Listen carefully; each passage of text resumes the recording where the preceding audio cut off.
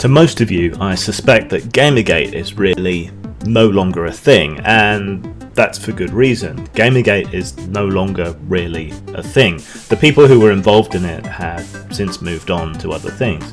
They're still interested in the topics and the issues, and they will still call out journalists acting in bad faith and so on, but by and large they've moved on, gone back to games. They won a lot of their goals. The atmosphere has changed. There's a lot more criticism of the status quo going on now. There are more outlets and so on covering the point of view that perhaps Gamergate has, but the people who are arrayed against Gamergate haven't moved on at all.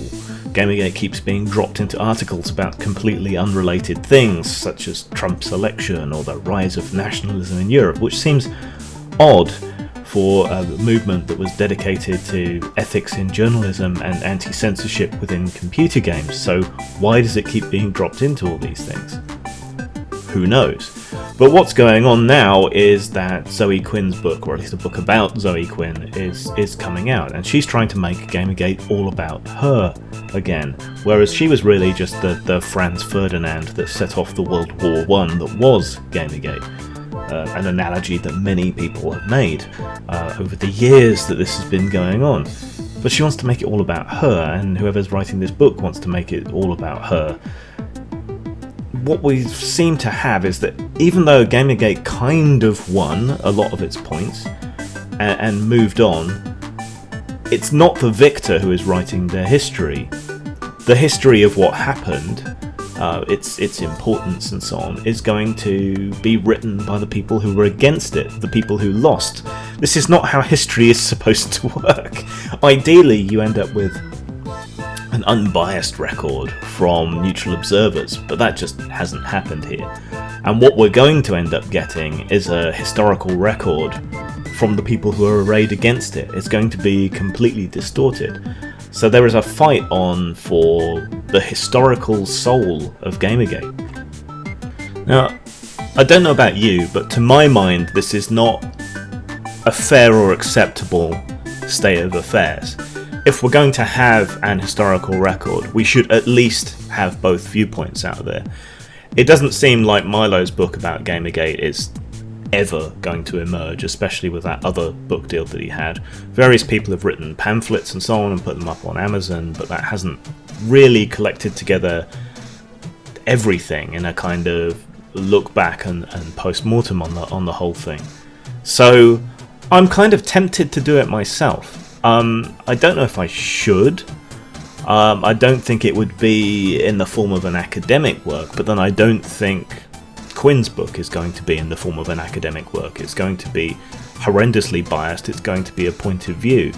So being entirely neutral in writing a counterpoint might actually be counterproductive in a lot of ways. You won't end up with a balance if you come at this trying to be purely objective and to negotiate and give ground to their point of view. You're going to present something in a kind of objective centre. They're going to present something with an enormous bias, and any reasonable person is going to end up somewhere in the middle of there towards their bias. So I don't know. I guess the only thing to do is to be completely honest and present what is an admittedly somewhat biased point of view, supported here and there with bits and pieces of information that we do have. But there needs to be a history of Gamergate from the side of Gamergate, and I don't see anyone else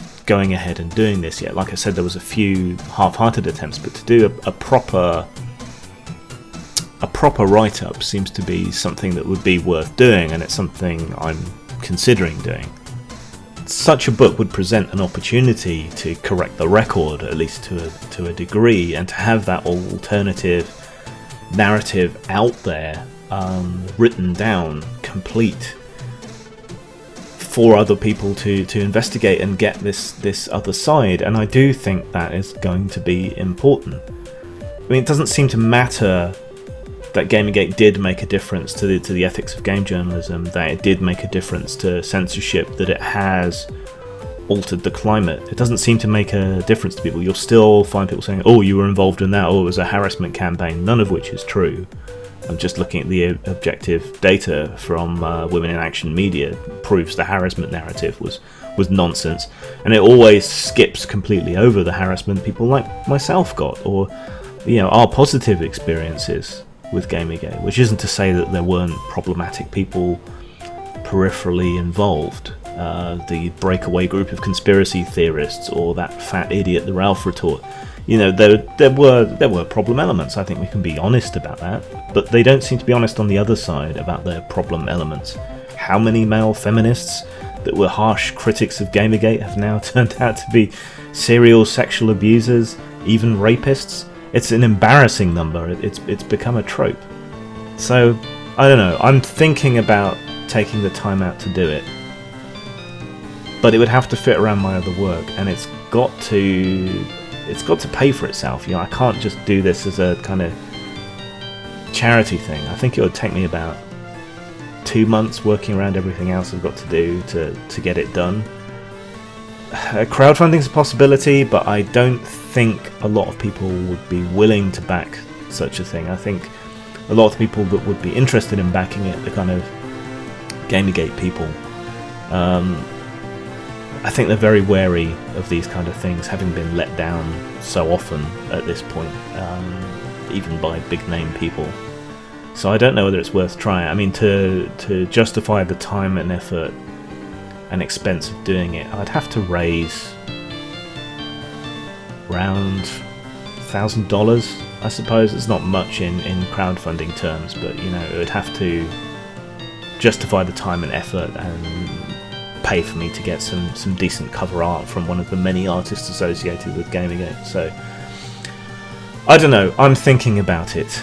The other problem with doing it, crowdfunding and publishing the book, is that I would be relying on a lot of the research and so on that people involved in Gamergate had done. I would be piggybacking on stuff that they'd written. I mean, there's valid objections when someone else is using your work and then profiting from it. So I don't know. I'm thinking about it. I just can't abide the thought of Zoe Quinn's narrative, Zoe Quinn's point of view, Zoe Quinn's bias becoming the historical record.